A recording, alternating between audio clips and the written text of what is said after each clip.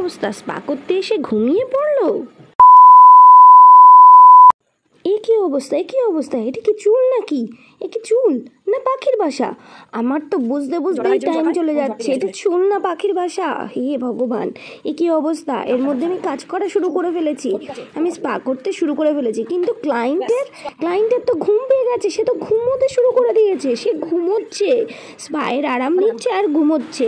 তোমরা দেখে নাও স্পায়ের রেজাল্টটা কেমন হয়েছে, তোমাদের কেমন লাগলো অবশ্যই জানিও। তারপরে দেখো ক্লায়েন্ট কি বললো।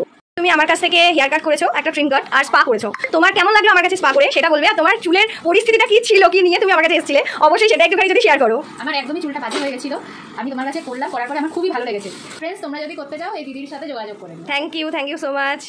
আগের বছরও দিদির কাছ থেকে হেয়ার স্পা করিয়েছিলাম, এবছরও করিয়েছি, খুবই ভালো করেছে দিদি। আমি এতটাই বুঝতে পারিনি যে আমার হেয়ারটা এতটাই বাজে হয়ে গেছে, দিদি সেখান থেকে অনেকটাই স্যাটিসফাইড হয়েছে। আমিও খুব ভালো রেজাল্ট পেলাম। তুমি একটু হেয়ারটা দেখিয়ে দাও, তোমার হেয়ারটা পেছন ঘুরে একটু হেয়ারটা দেখিয়ে দাও। এই হচ্ছে হেয়ার স্পা করার পরে এই চুলটা। তোমাদের কাছে আমি আগের হেয়ারটাও শেয়ার করবো, তোমরা দেখো হেয়ারটার কি অবস্থা ছিল আর এখন তার থেকে এই আমি রেজাল্ট দিয়েছি। তোমাদের কেমন লাগলো অবশ্যই জানিও।